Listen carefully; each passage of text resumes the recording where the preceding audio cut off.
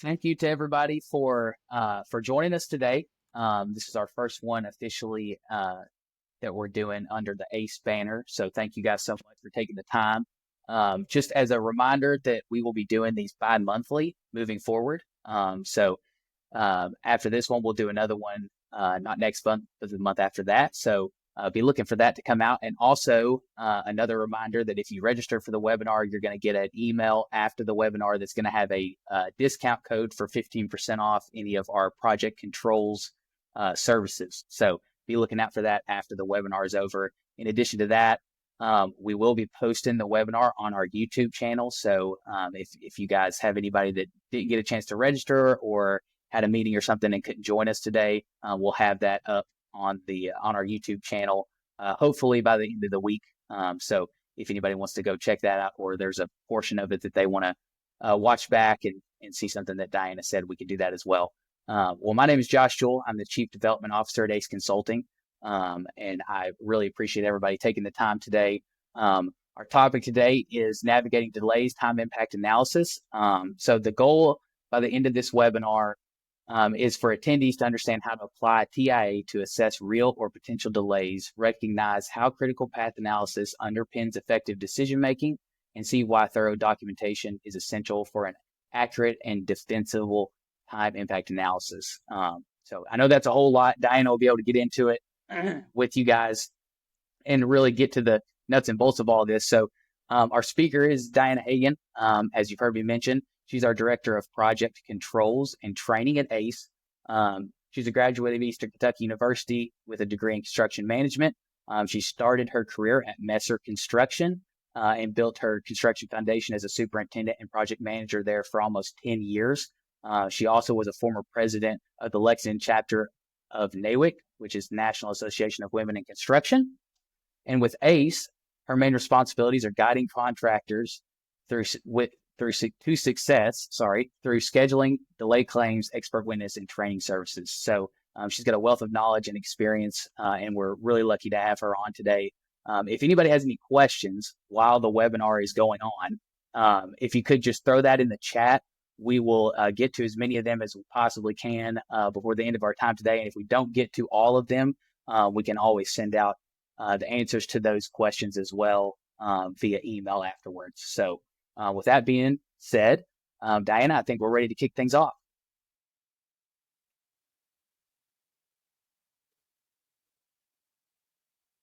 I would take yourself off mute, Diana.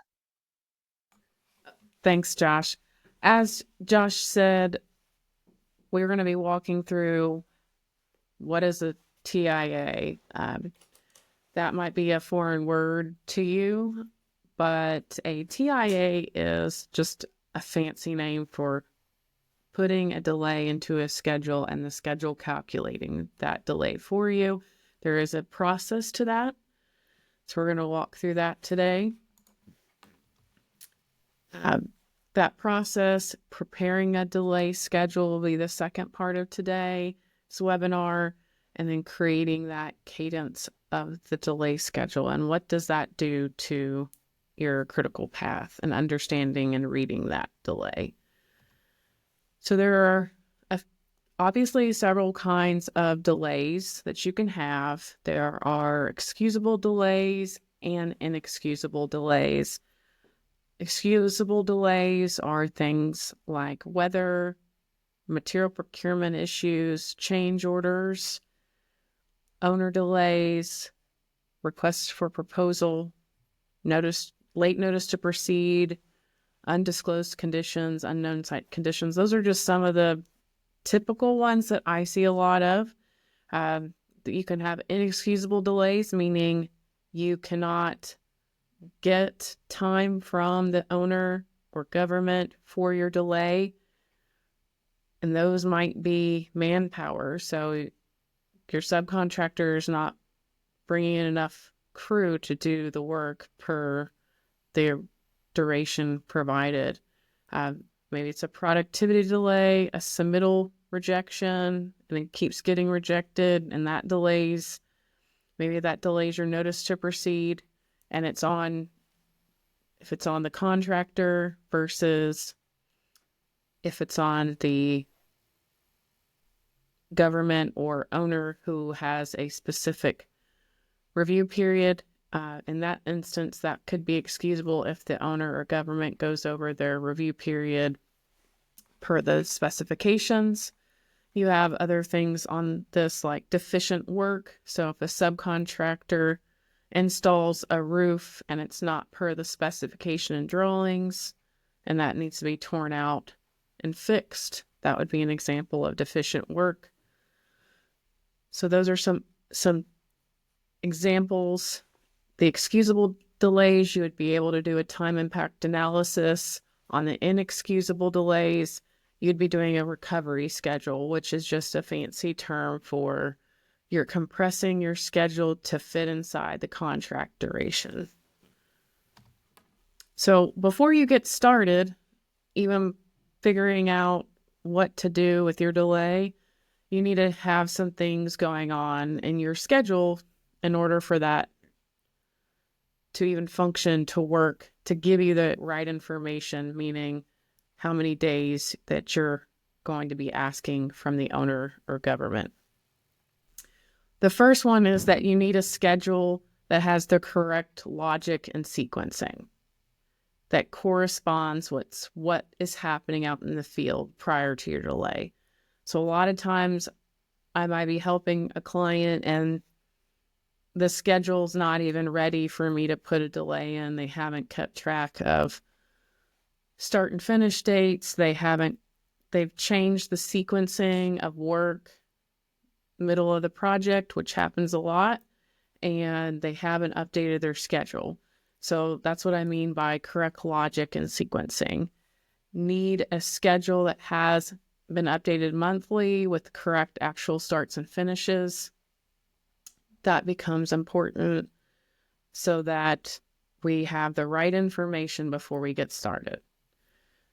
Number 3 is you need a documentation and timeline of the delay in detail. So if you are doing it yourself or coming to ACE to help you do it, I would need a chronological order of what happened. And I like to say the 3 Ds, documentation, documentation, documentation, meaning you've kept track either in daily logs or written notes about what's going on, and you have that chronological list of what's happening. So that could include RFI, if it's an RFI that started this sequence, or if we'll give an example of the roof. You notice the roof was not installed correctly on X date, and you created an RFI and submitted that on X date, and that got answered on X date, and you are putting those items in chronological order.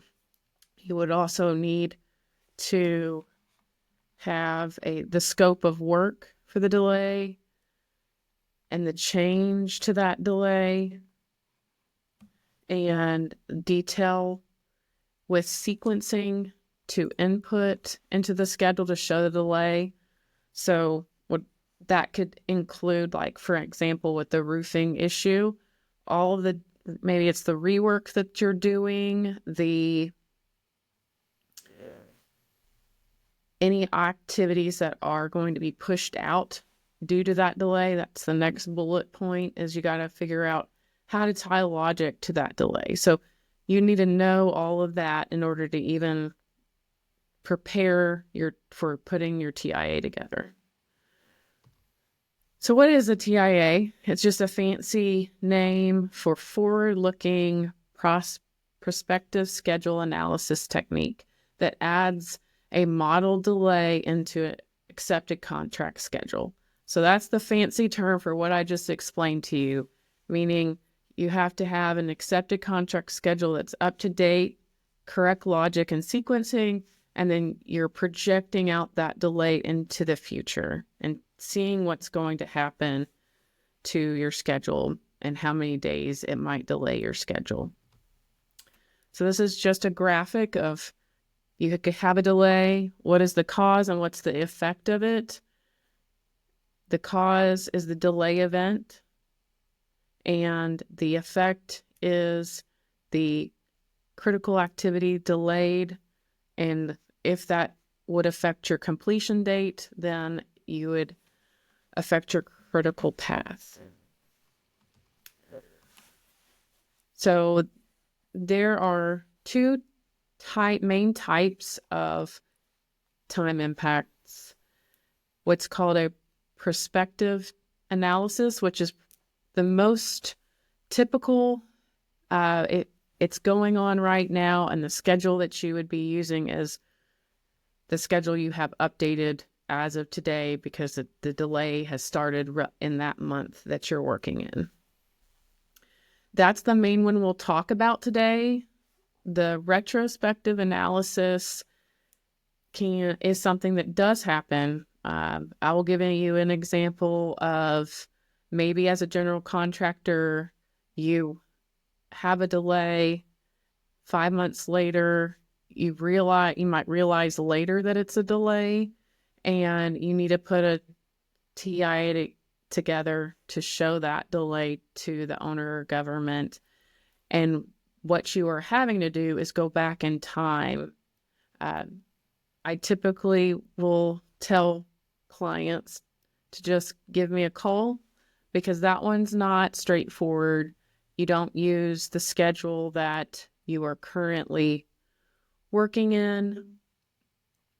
You have to use a previous schedule at a different data date at the start of the delay. So there's a little bit more effort and thought in that one. As far as a time impact analysis is forward-looking, I talked about figuring out the delay impact, the start date, and the background information. Second step would be to copy the schedule, update file that is just prior to the delay impact. So example would be if I noticed the roof delay was on deficiency of work was on February 7th, then I would copy if my January update went through January 31st, I would copy my January 31st update schedule, and I would be, number 3 would be then preparing that delay fragment in the pre-impact copied schedule of the January 31st schedule. At that point, once you've updated it with that fragment, which a fragment is just a mini schedule of the delay that you insert into your schedule, you would just be obviously some things of tying out your logic, making sure it's pushing out activities that are being affected by the delay. And then number 4, you're evaluating that and then creating a narrative with your TIA and submitting it to the owner. So this next section will be talking about that process in more detail. We talked about perspective. It's a look ahead. Why you do a look ahead always and why you have to start from a schedule that's pre-impact is once an activity is 100% complete, meaning you've statused it, it has a start and finish date, it falls off the critical path, meaning you cannot tell how it's going to affect your schedule. So you can't have a status schedule on a delay activity. It has to be from pre-impact and showing that delay like it's going to be happening in the future. Reasons for use. So it's occasionally mandated by specification. I would say federal construction, it's 99% mandated. You might have a spec that somehow has an error in it, but all federal construction projects, it's mandated to be used. Commercial is a little bit more of Wild West on the way the specifications are written. And you might have a scheduling spec that tells you that you need a TIA, It could be in your contract that it tells you that it needs a TIA, or showing every time you have a change order that you need to have a TIA with it. It really depends on your contract and your specs on the commercial side. The best way to evaluate expected impacts resulting from changed conditions. So this is the industry standard and best practice for evaluating impacts that are happening in the field, in the construction field. Supports negotiation of time extensions due to changed conditions.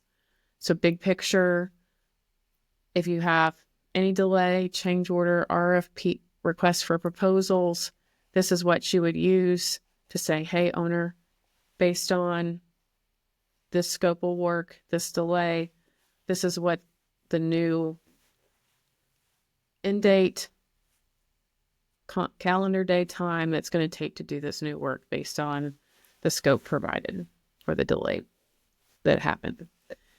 Enables sharing of risk and keeps project on track with accurate schedule. Those are the main reasons for use. So the golden rules is a schedule must be dynamic, chronological, cumulative, forward-looking, and the project's critical path must be impacted in order to change the completion date. That's when you're entitled to a time extension. Required actions before starting a TIA. I've talked about this a little bit already, but a baseline initial progress schedule that's reasonable and approved, accepted by the owner. That can be a little gray on commercial too, because sometimes you're not putting a submittal together for the owner, but it needs to be reasonable. And that's why I meant with, you want your schedule to have the correct sequencing, that it needs to be what's happening out in the field. The contractor must perform regular progress updates to the schedule, which accurately reflect work on the project. And then facts pertaining to the changed condition or impact are available. So that's documentation. If you don't have any of this, it's hard to do a TIA. So to the scenario of you didn't realize it was a delay until 3-5 months later, and you haven't kept track of start and finish dates of the delay, crew sizes of the delay, when things occurred, you haven't been doing monthly updates, it's very difficult to win any type of time impact to the contract. If you have nothing to go off of other than memory, it's hard to remember what I did 2 weeks ago, much less 6 months ago on a specific day. Steps for preparing a TIA. We talked about verifying the schedule already. You want to make sure that the schedule makes sense. You have logic ties are correct, that you're not missing logic. You don't have out of sequence logic. You want to check for constraints. The best practice here is there should not be any constraints except for possibly substantial completion would have a soft constraint on it. So finish on or before, finish no later than, and that would be the date of the contract duration. So if your contract is written from notice to proceed 365 calendar days to, is it substantial completion, contract completion, you would want to check your contract to see how it is worded and written. That is the only constraint date you would have on there. If it's too substantial, you would have a constraint, a soft constraint, finish on or before. And you could have a constraint on CCD, which is your final completion. That would be depending on, as I said, the contract, how it's written. Sometimes it's 30 days after substantial. And that would be the only main two constraints you should have. You might have one on the change orders that you do because they don't have a specific date. They just happen in time. But I also recommend when you do that, it's a soft constraint, start on or after, and that you tie logic as a predecessor to notice to proceed or contract award. That way it's a closed loop of logic. Those are the main things that I see errors in, so that's why I bring those things up. Your update the current schedule. So use update data through the date that will affect or reflect the reflect the situation immediately prior to the beginning of the change condition. So sometimes you might have a delay that's mid-month. In the case, I'll give you an example of you have a data date of 1/31/25. Maybe your delay started February 15th. And so you have a couple weeks that you might need to progress the schedule a couple weeks until it's right before the delay. So that's what this means. You want to calculate the schedule. So set the data date immediately prior to the beginning of the change condition. So if the delay was 2/15, I could make that 2/14 as my data date. Document the completion date. Use a common activity such as substantial completion or interim milestone as necessary. Use early finish of the entire project and be consistent with choosing comparison activity. So those are some of the items for number 5. Identify a reason for preparing the delay. You want to know why you're doing this. Is this a change condition, a potential delay situation, other actions but beyond the contractor's control? It might be a change order or a pending change order or request for a proposal. So as you want to know why you're doing it. That way when you prepare your narrative and put your schedule together, it all makes sense and works.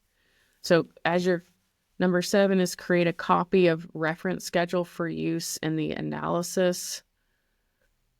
This is so you can reference what the schedule was prior to the delay, because we'll talk about you're going to compare what your dates and overall end date were prior, and then what it is once the delay occurs, and you can compare those two.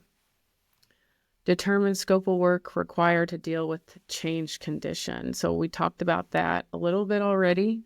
You want to know what the scope is. So what am I installing work? Is it just a material that I might be adding to a change order?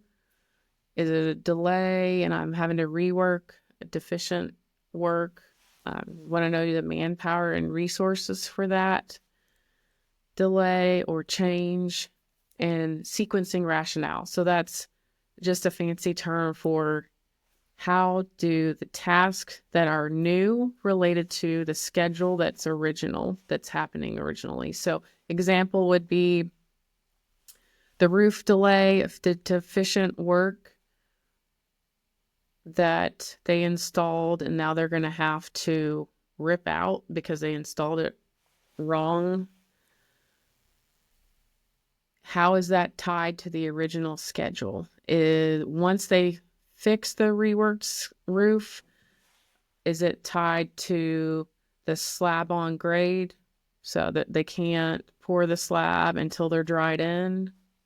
Is it that they can't frame interior walls until they're dried in? Those are the types of things that you would need to figure out so that you could tie logic. Then creating your fragment, and I'll give you an example of what a fragment is. You'll see a sample of that here in a minute. But a fragment is just a mini schedule, so a list of activities for the delay or change that you're adding to show how it's going to affect the project. You're going to need to estimate durations and document those durations if that comes from the subcontractor or where you're getting that duration from. Determine appropriate connection points between predecessors and successors. That's just your logic ties, what's happening before and after the delay events. Which activities are affected by the condition. So that's what I just gave that example of. The roof is affected by the interior framing. I should say the opposite of that. The interior framing is affected by the roof. So then you're tying as a successor to the roof is the slab of pour of the slab on grade. And then once you do all this, you have to put a narrative together. And it's a narrative is important because a lot of times owners are not sophisticated to be able to look and read a schedule, and you want to make it as simple as possible. You need the schedule to document and calculate all those days for you, but you also want to provide a detailed narrative of how the work is going to be done and how many days that you're asking for and why you're asking for it. And then the software will recalculate your project for you and tell you how many negative days if it affects the critical path. And you want to compare your data, your new schedule that you updated to the prior schedule that you did for the previous month. So if January's update said you had 0 days of total float and you hit your contract duration and your new schedule says negative 20 days, is that negative 20 working days or calendar days, whatever your calendar is for your CCD? I typically say you want to make that a 7-day calendar because contracts typically are running on calendar days. And if you do it that way, then it's a no-brainer. It's negative 20 calendar days, and that's how many days I'm asking for when I put my TIA together. Then you'll review the critical path changes and shifts, and identify the critical path in the schedule prior to the TIA insertion, and you'll want to then identify the critical path in the new schedule after the TIA insertion and compare and review those changes. You would be writing those conclusions up in your narrative and how the delay or change affected your critical path in the schedule. And that's how you would be defending and discussing that in the narrative to ask for those days as a time extension to your project. After the TIA submittal and review, you are obviously trying to negotiate a time extension if you have a negative total float, which is what your software is calculating against in relation to your critical path. Those two things work hand in hand. The total float is what's helping the software calculate your critical path. You're documenting the decision. If justified, incorporating the TIA into the schedule. So if it's a negative float, I'm typically incorporating it into my schedule because that's pushing out my schedule. You're publishing revised schedule with new completion dates. You're providing change order so you can show the settlement. Ideally, the TIA resolution should conclude any known delay issues or impacts to date. And you're wanting the owner to accept and acknowledge those days in writing. So you might send it and it just sits out there in limbo. You might talk about it in meetings, but if there's no acceptance in formal time extension, then it's just a document. They haven't accepted it and that they have not officially given you a contract extension. I've seen that happen several times from clients where oh, they verbally said and agreed to it. Well, you didn't really get a time extension then. Benefits of a TIA: participants in decisions that affect budget and completion, can negotiate requests for time and cost prior to work, encourages cooperation, no lingering potential claim issues, budget and completion information always current and reasonably accurate, allows owner to take advantage of pacing opportunities, reduces and eliminates need for unilateral modifications, and shares performance and cost risks. The benefits to contractors: relatively simple analysis when compared to claims. I'll give an example at the end of this here about how, if you don't do this, what it could look like. It receives timely time extensions, builds good documentation even if rejected, allows negotiation prior to spending money or doing work, minimal memory problems compared to old issues, allows for pacing for other trades, costs for TIA efforts should be reimbursable, fair preparation of TIA builds credibility, and builds an understanding of risk and pricing. So I've had clients that have waited till the end of a project to put together a TIA because in the specs, this was a commercial project. It stated that they needed a TIA to get a time extension. They had not kept up with updates. They had not kept good records.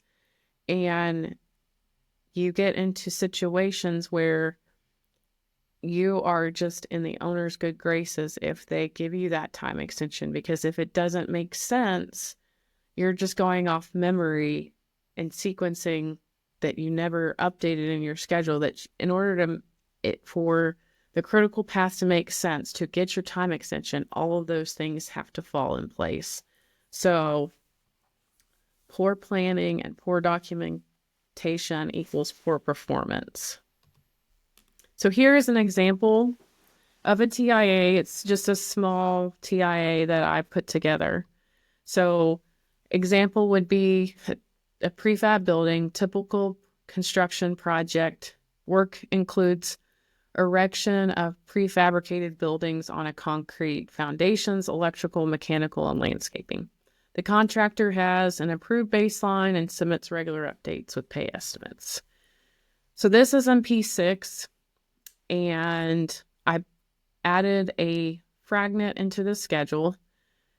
This is the approved baseline in this view that you're seeing. So at the top is your total float, and it is, you want your baseline with 0% completes and 0 total float. That means you're finishing on time.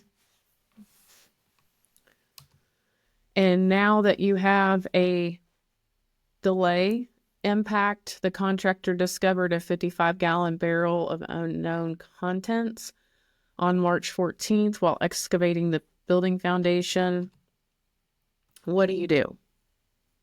So we need to go and select the appropriate schedule to show the impact. So use the last updated schedule prior to impact, so prior to March 14th. If the time frame between the previous schedule update and the impact is too great, then we need to progress it. So I mentioned that previously. If we haven't updated it monthly, then that makes it a larger task to do. So in this view here, the schedule has a data date of February 28th of 22. The drown was discovered on March. Therefore, it would be okay to use this TIA in the schedule TIA if you wanted to. Some people will still try to update it a little closer to the date, but at least I would say a 1 to 2 weeks would be the biggest gap that I typically would see between the data date and the first delay activity. You want to, step 2 is to prepare a schedule fragment and insert that schedule into your copied schedule or copied file of the schedule. So a fragment is defined as a sequence of new activities and or activity revisions that are proposed to be added to the existing schedule. Their purpose is to demonstrate the influence of the delay and the method for incorporating delays and impacts into the schedule as they are encountered. Preparing a fragment, so we talked about that, where we want to determine the scope, if there's any possible corrective actions that are needed, identify all the impacted activities, because those would be successors to this delay, and prepare the fragment that best represents the total scope and impact and corrective action. And keep the fragment as simple as possible, but you want it all in obviously chronological order of what happened. So while I'm preparing that fragment for this example, I know that there's 55-gallon barrel that was discovered on March 14th. I know that excavate and backfill was impacted. The successor activities are mechanical and electrical underground. The owner requires 10 days to review and approve the plan before notice to proceed can be issued, and testing the contents of the drum will take 10 days. It will take the contractor 5 days to remove and dispose of the drum. So that's the information I know. And now I'm going to add it into the schedule. So we said 10 days of negotiations, 10 days to test the drum, and then 5 days to dispose and remove. Once we add the fragment, we need to be tying the logic. We can, typically I will create it's called work breakdown structure, the WBS, but it's just a header in your schedule. I typically do it just below the milestones at the top of the schedule, and I might call it change management or delays, whatever you would like. And that's where I'll put my fragment.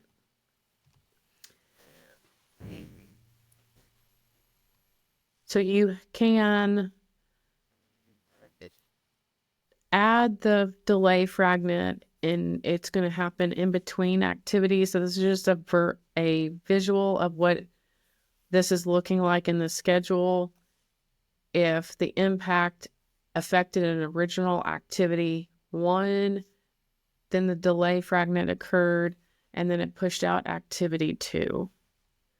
You're going to have a constrained start date on the first activity of your fragment, because it may be hard to hit that exact date that maybe you noticed the delay on X date, and there's not a really great logic tie that's going to get you to that date. So that's what option 3 is, where you're having to make a soft constraint on that delay start.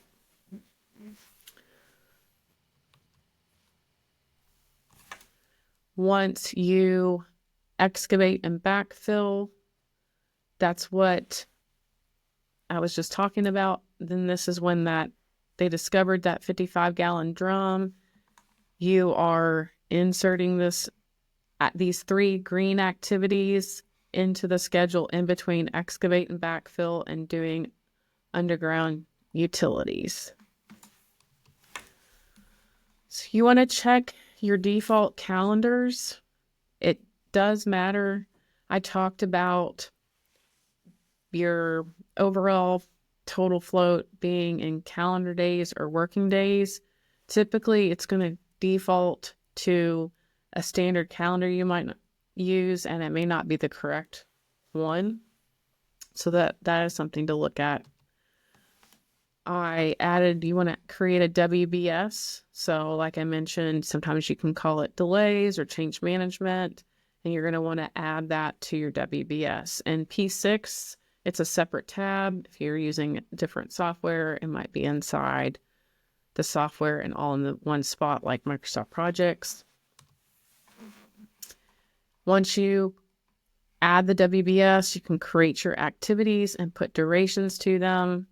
In this case, we put a soft start constraint on this one to start March 14th, tied it to predecessor just to close it out to notice to proceed, and then tied each one of these together one after the other.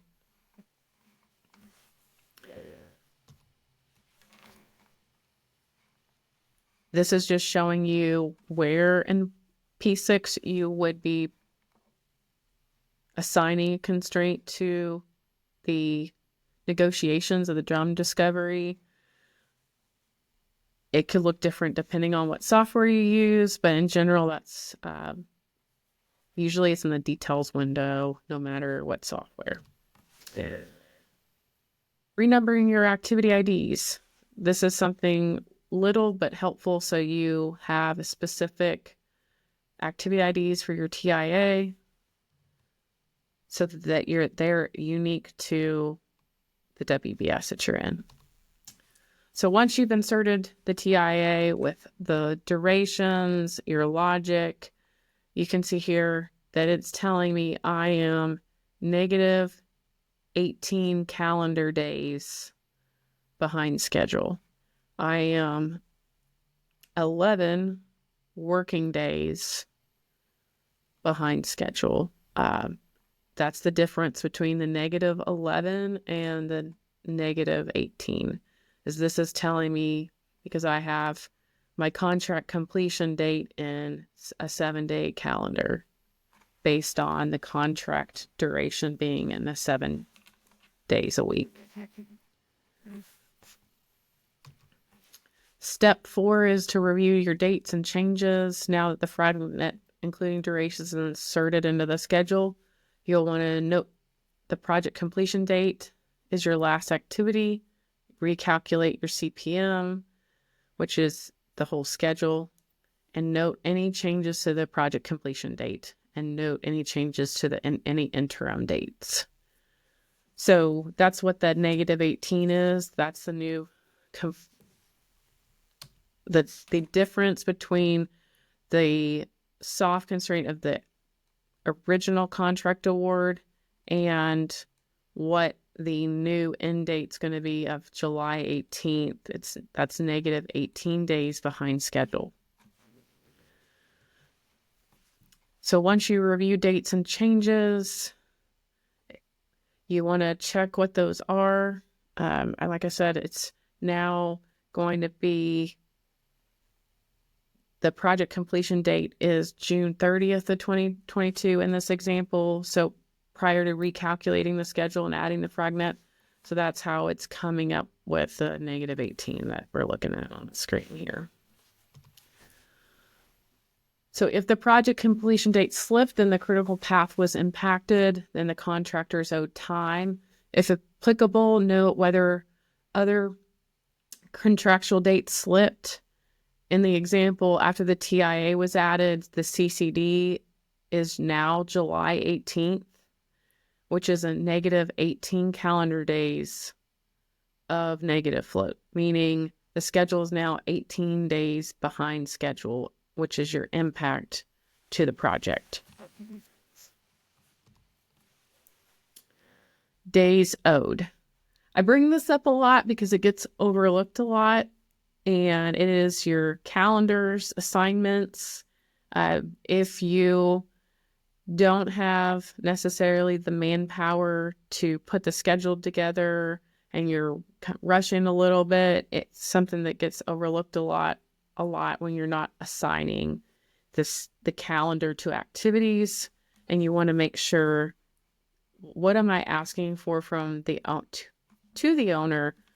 What am I asking for? And the days are in working days or calendar days. So that's just the golden rule I will mention, like I've said multiple times already. Step 6 is to determine delay dates. So determine the actual delays. The start date of the delay begins on the first day the project completion date slips and ends when the remaining delay days are exhausted. So step 6 with the rule of thumb here is to determine the actual dates is to identify successor activities to the fragment in the schedule used in the TIA prior to inserting the fragment. So successor activities without negative float, the successor activity will become project critical on the computed late start date. If there are multiple successors, choose the earliest late start date. Successor activities with negative float, if the successor activities have negative float, then the start of the delay is the first day of the impact. This is a lot. So if you're like, the biggest thing to take away here is you need to look at your float and the critical path prior.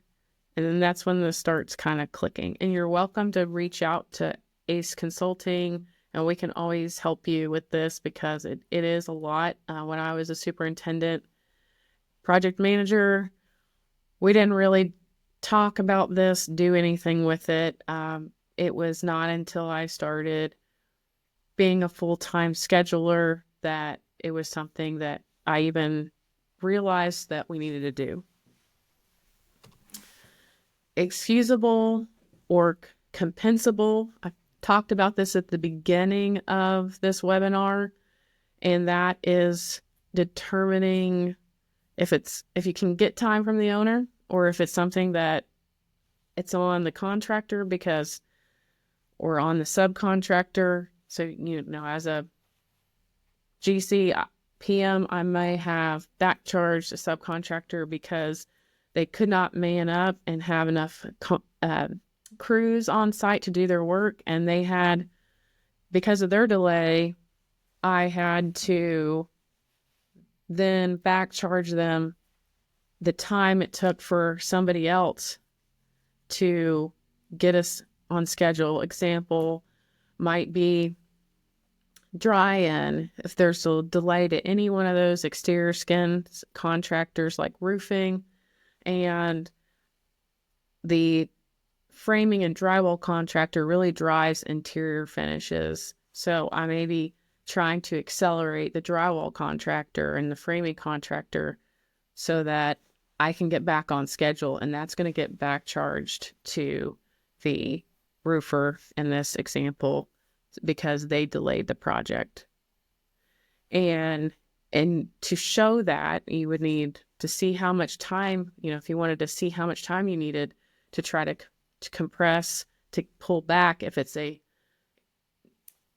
non-excusable delay, that's how you would be doing it, to try to not just off the cuff, hey, I need you to help me.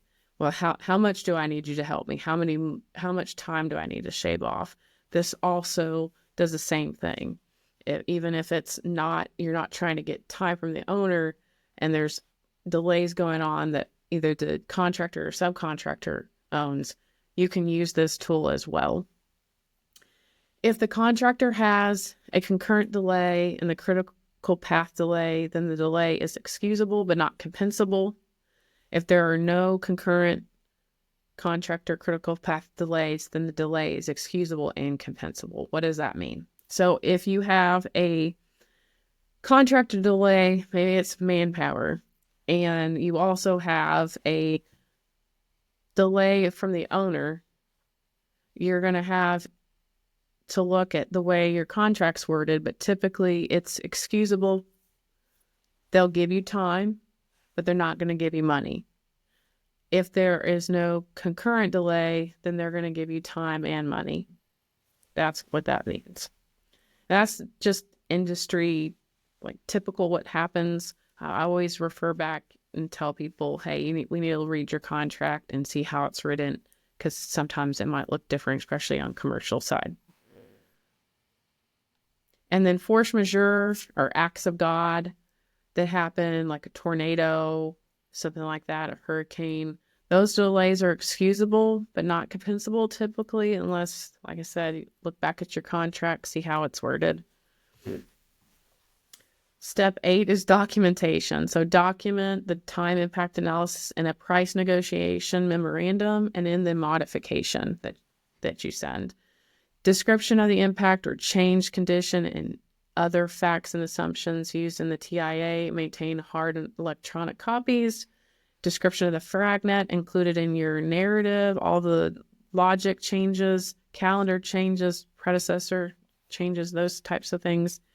Describe the results of the time impact analysis, including time owed to the contractor, actual dates, extended project costs. So it's just not about time. You might also have extended project costs. So that could be your PM on site, your super on site, your general condition, your general conditions, got extra, your trailer, anything that you have on site that would be extending in time.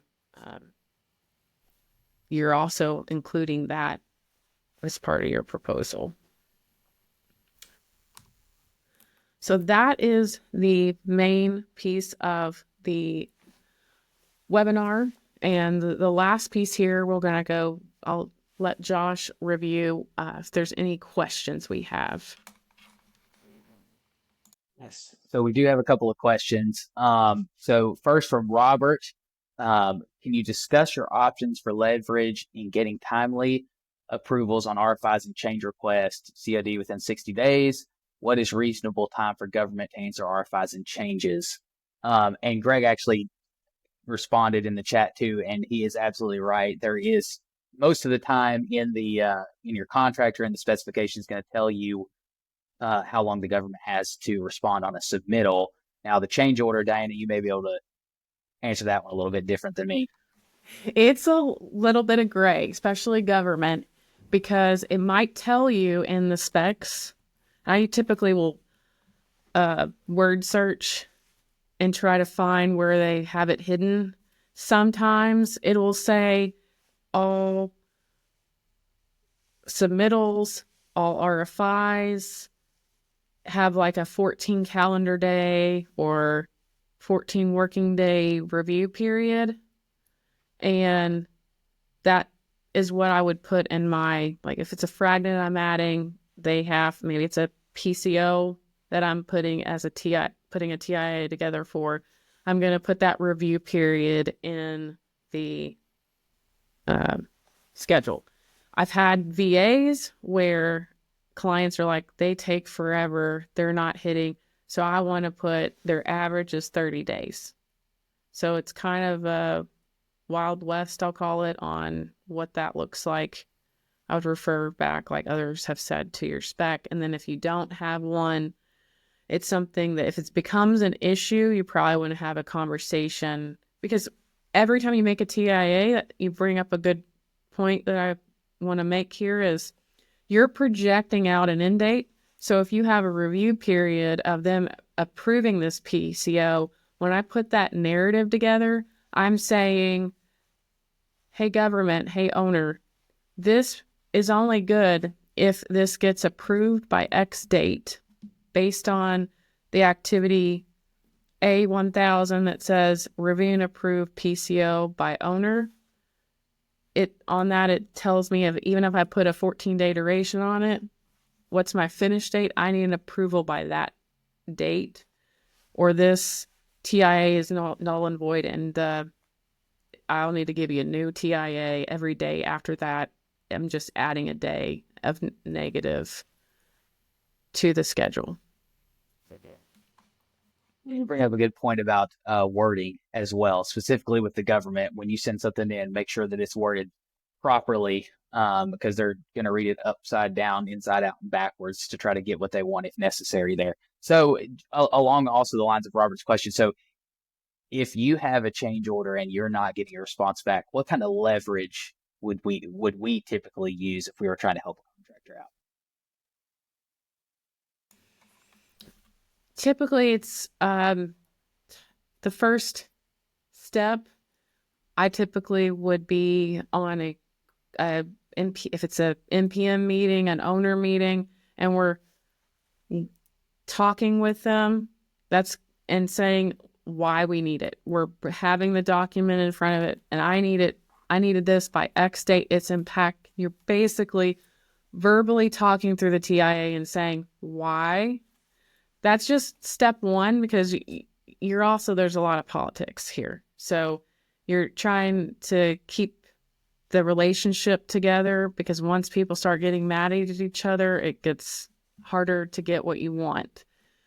As it progresses, if they commit to a date, like, oh, we're going to give this back to you by Friday, it's starting to put that in writing, meaning they start not hitting any of the dates they are committing to, then you're sending them a notice.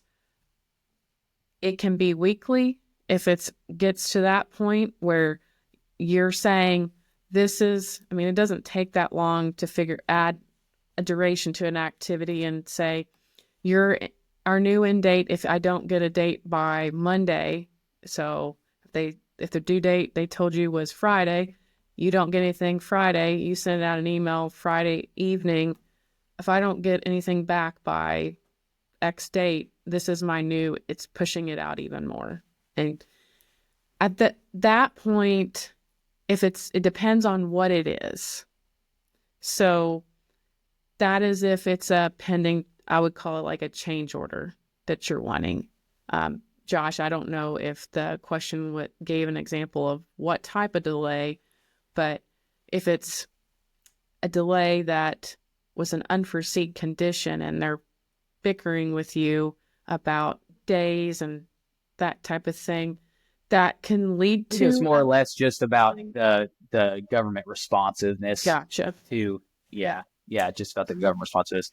So I got another one here. This one's going to be maybe a little bit longer of an answer for you. So Greg said, what if your baseline schedule shows the contract duration as 300 days, but your baseline shows that you expect to be completed in 250 days, so 50 days of initial float? Are you entitled to unabsorbed overhead on the 50 days since you bid the job anticipating a certain completion date? I'll give you I'll say the federal side answer, because it can be Greg gray. says he works with the federal government. Gotcha. So that would be good. So typically in the scheduling spec 0132, there is a section and it reads that you don't own your float. It's the government and you own your float. So if on your baseline you are showing positive float, you don't own that time. So if there's a delay, you didn't really delay your schedule if you said you are 250 days of your contract duration. If you go past your contract end date, then you could get time. But you don't get time from 250 days. You would get time after the 300. For those 300 days. Gotcha. Okay. Amy said, is weather days typically compensable or excusable? That's also depends on your contract. And that's why I kind of made some caveats in my slides. So most of the time they are meaning you only get time. You don't get money. That's typical federal government. And gotcha. Okay. And then go ahead. You're good. And then last one I have here, and then we can see. Let's see. Can you give Greg that section again for the scheduling? What that spec section was? It's 0132, and the last two digits depend on the project. Sometimes it's 013216. Gotcha. Okay. And then Noir, so he's saying it's never clear in the specs on how many days the CM or the owner have to review and approve pay apps. GCs can be eligible to apply an interest to the pay app if the owner passes the 30-day mark with no response. So essentially, what is the norm, especially, I guess, with the federal government specifically on pay apps? It can change depending on the project, but on average, the norm I would say would be the 30 days. Um, you're gonna want to definitely try to get on a cadence with your contracting officer to make sure that you know what they are and that they're documented in writing somewhere in your contract. Typically, they are with the federal government. They like to cross their T's and dot their I's.